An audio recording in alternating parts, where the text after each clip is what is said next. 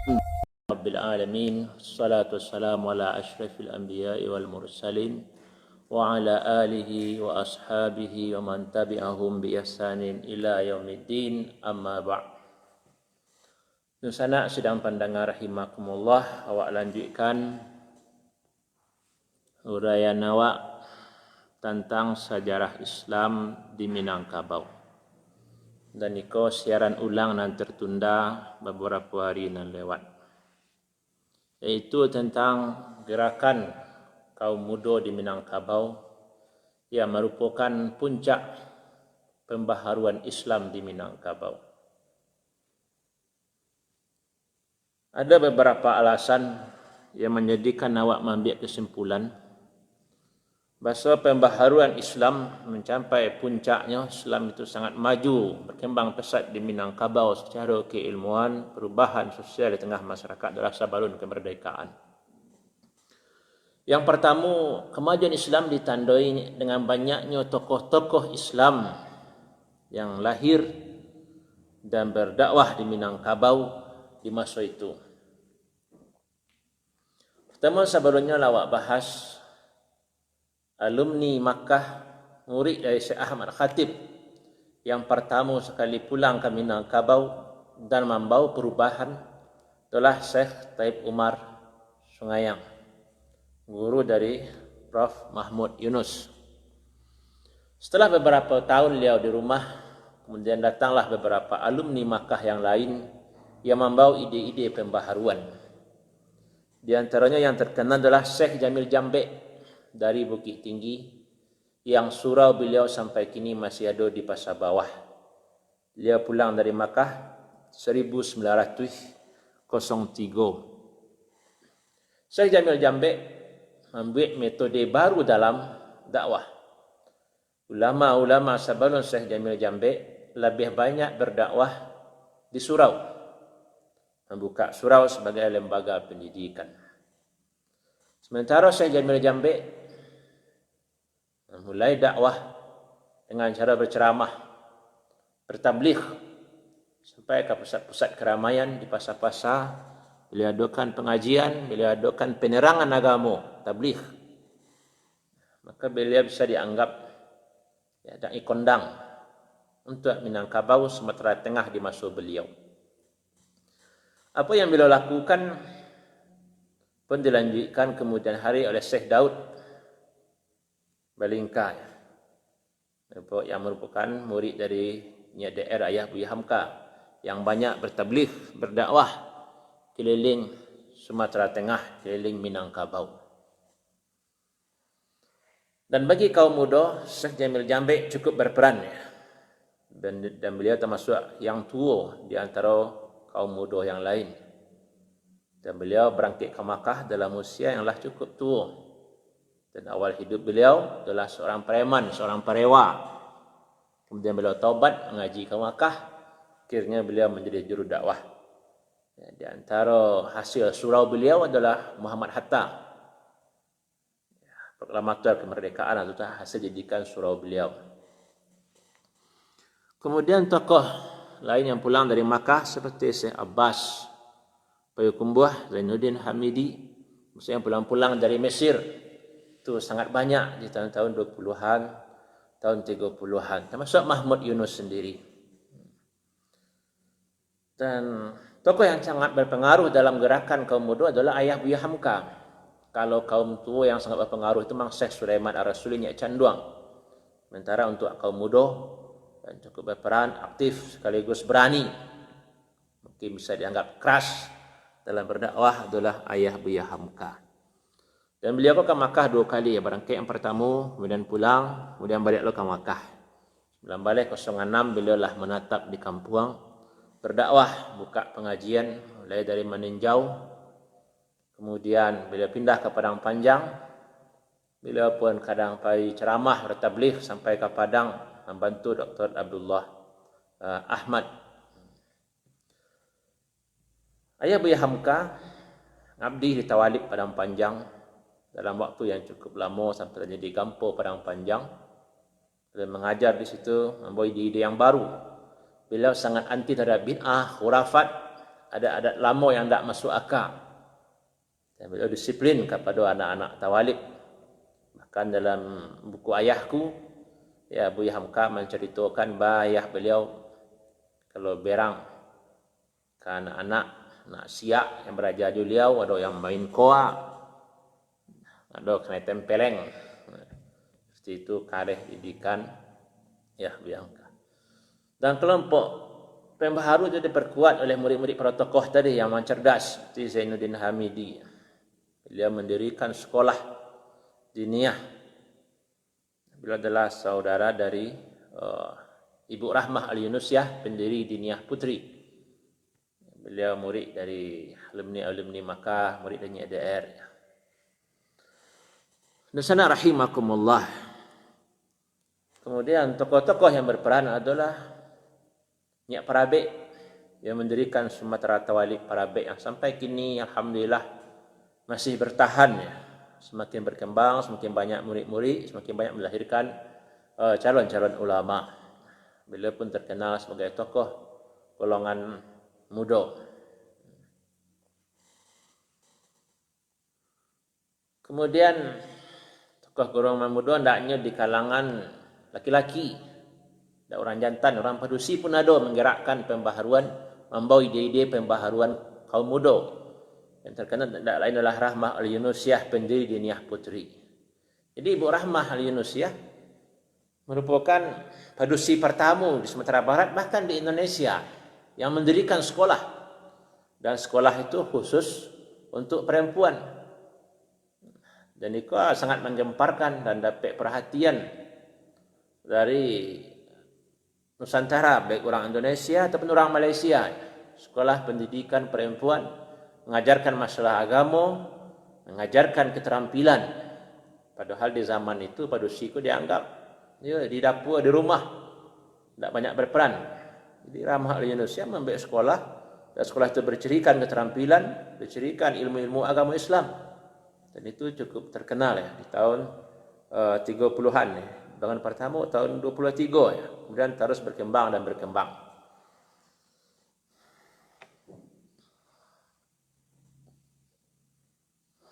Kemudian tokoh-tokoh yang terlibat dalam mendirikan Muhammadiyah di Padang Panjang, mulai dari ayah Buya Hamka yang membawa Muhammadiyah ke Sumatera Barat, memperkenalkan ide-ide Muhammadiyah, dan itu disambut kuat oleh masyarakat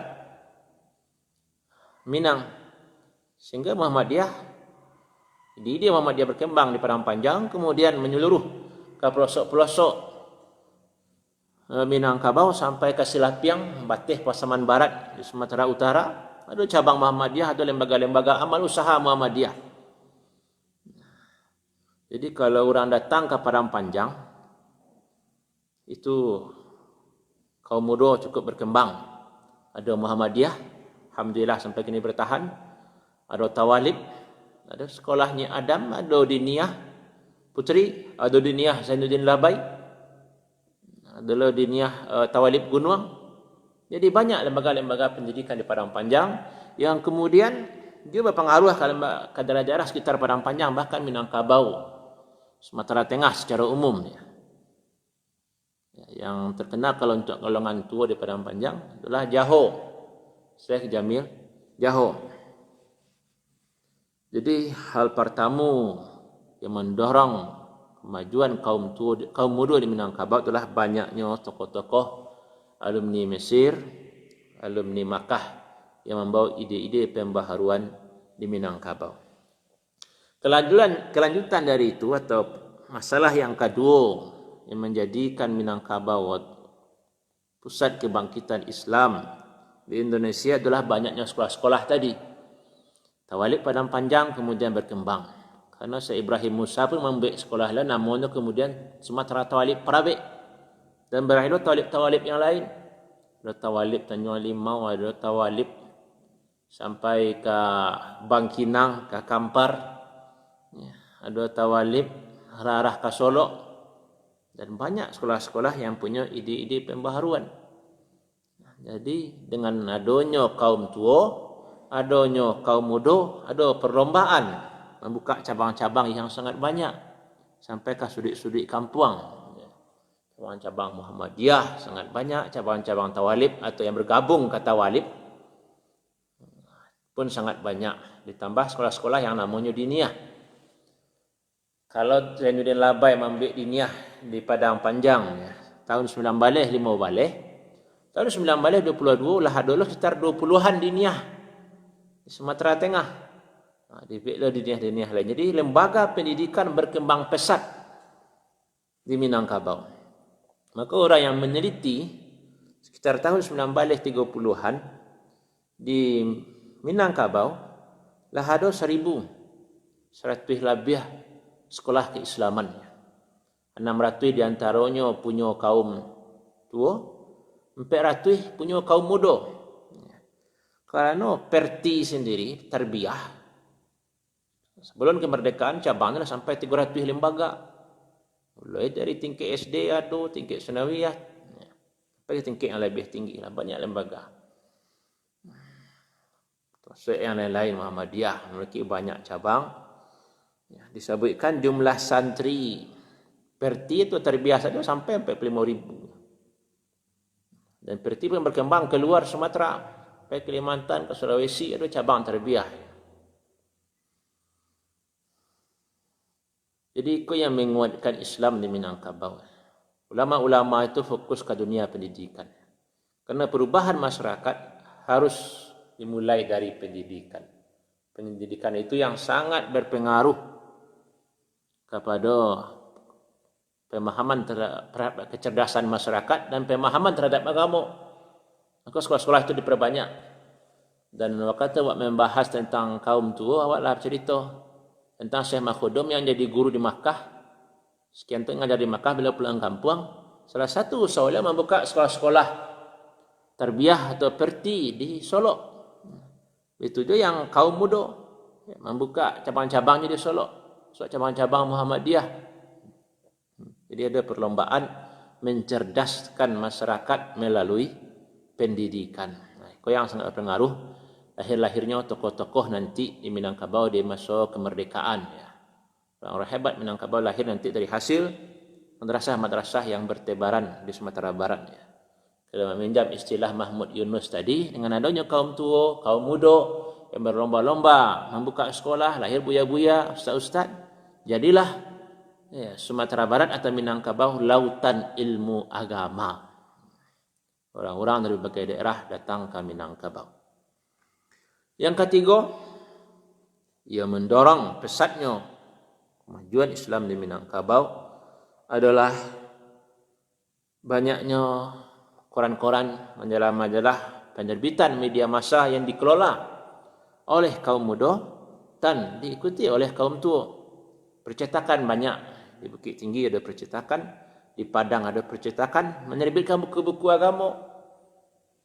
Jadi kalau Syekh Taib Umar memperkenalkan buku-buku cetak untuk di surau, karena sambalun Syekh Taib Umar di masa-masa Syekh Ahmad Khatib masih beraja di Minangkabau, kitab yang dipelajari adalah kitab salinan.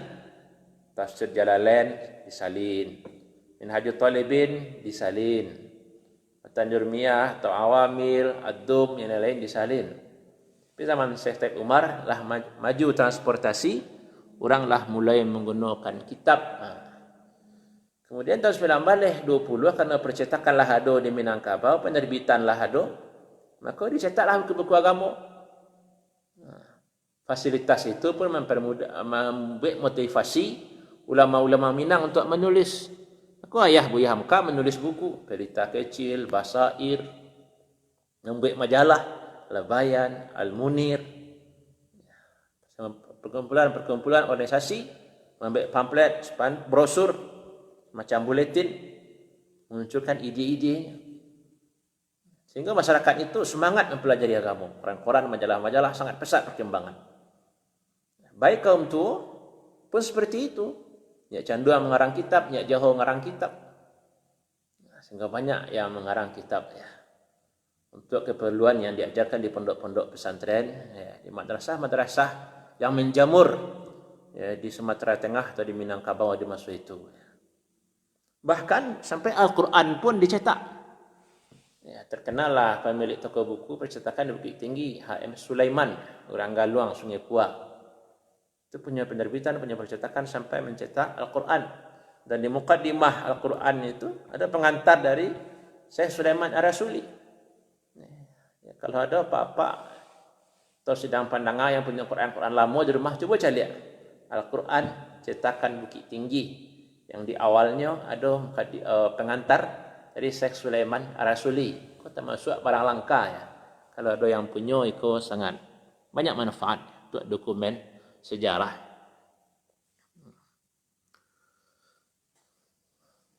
Kemudian seiring dengan itu munculnya penerbitan, transportasi ke Timur Tengah mudah, maka ulama-ulama di Minangkabau pun banyak yang buka toko buku seperti Syekh Ibrahim Musa.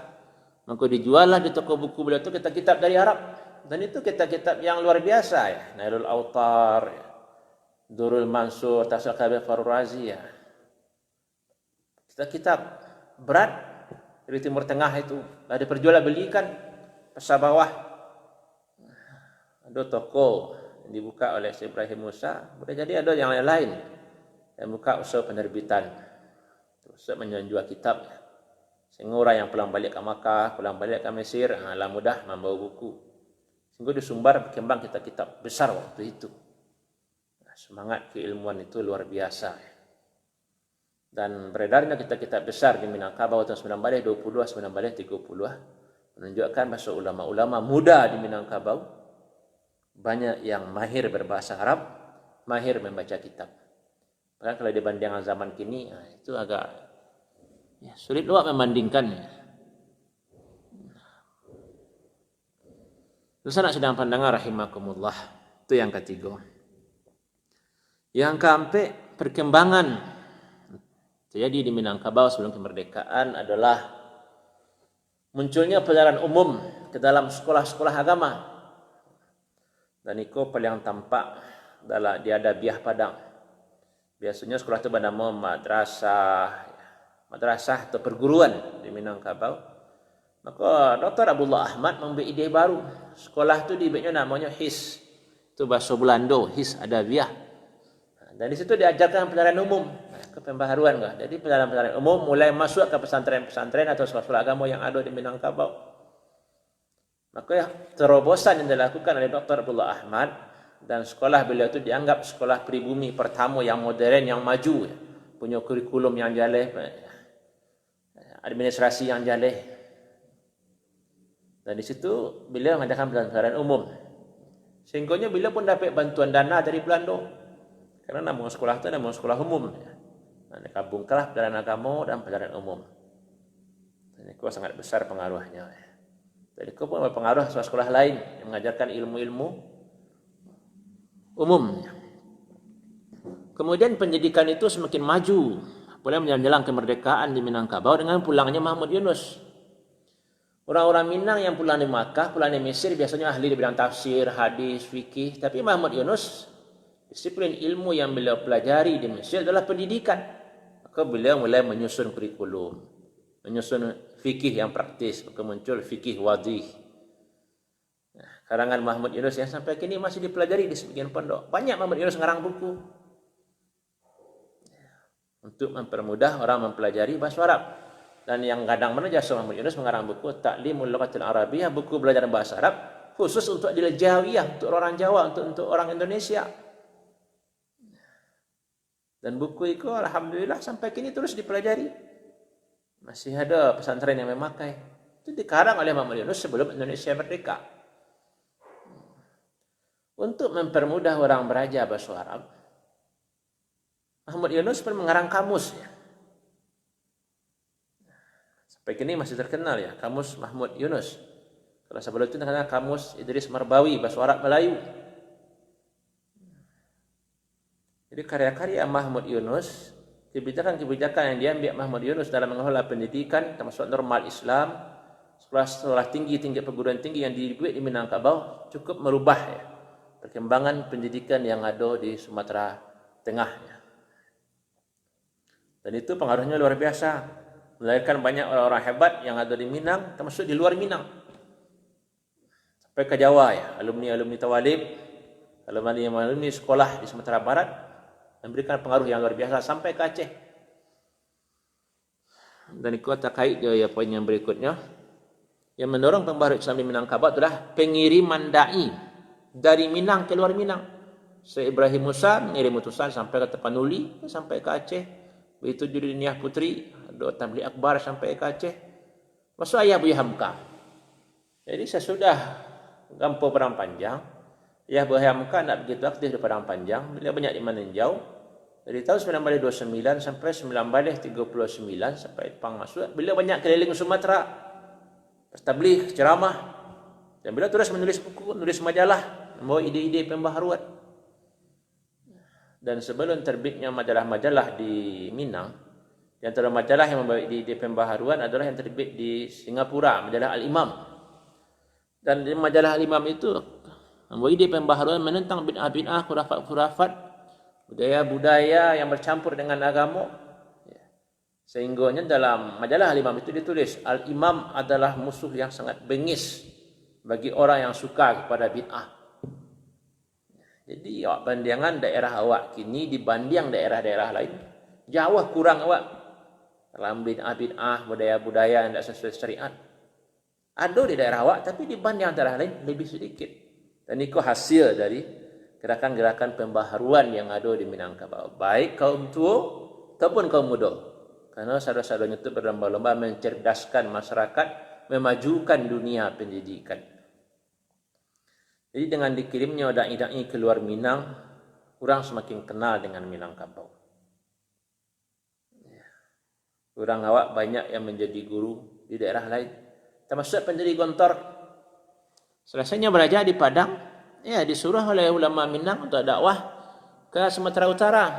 Setelah itu baru mengabdi dan membesarkan pesantren Gontor. Jadi pendiri Gontor itu berajan ke Padang Panjang, berajannya ke Padang. Buku-buku yang dipakai di Gontor, buku-buku karangan ulama Minang, karangan Mahmud Yunus, karangan Abdul Hamid Hakim, buku Tawalib. Itu yang dibawa ke Gontor.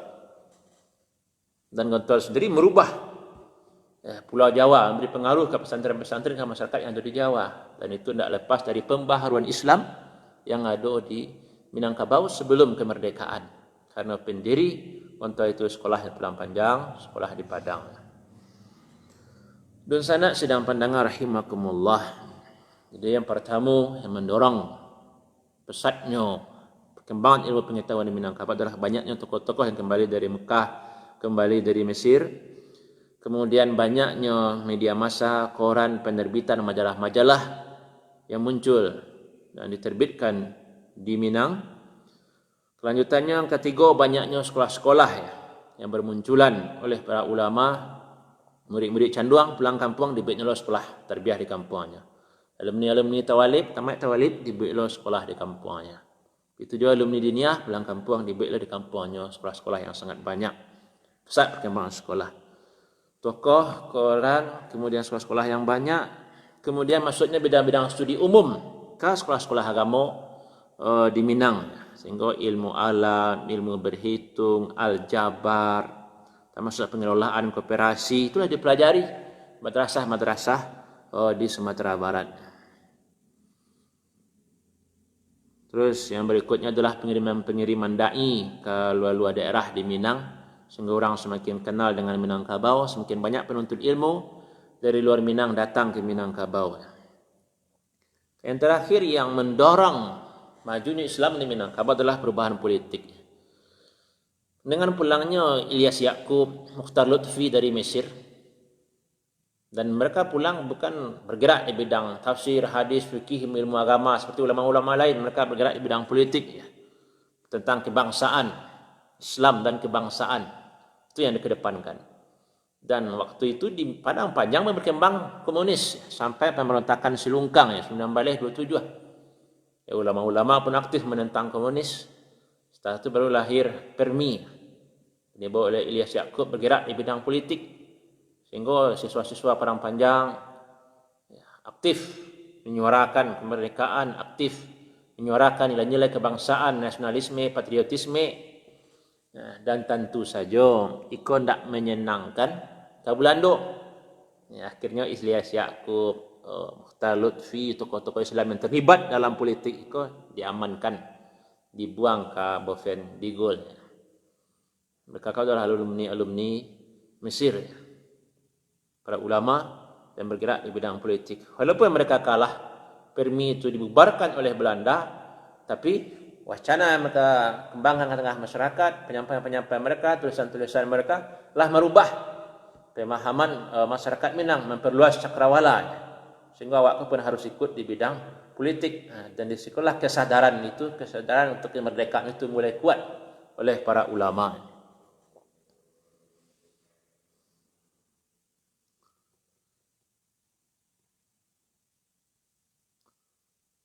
Terus anak sidang pandangan rahimakumullah, ikulah beberapa hal yang menjadikan Minangkabau pusat pembaharuan Islam di Indonesia. Kalau Perang Padri dianggap pembaharuan Islam jilid 1, maka gerakan kaum muda, gerakan kaum tua merupakan pembaharuan Islam jilid 2 di Minangkabau. Dan itu diakui oleh para peneliti yang membahas tentang sejarah-sejarah pendidikan di Indonesia. Pamonya dalam buku Gerakan Modern Islam di Indonesia, Deliar Nur.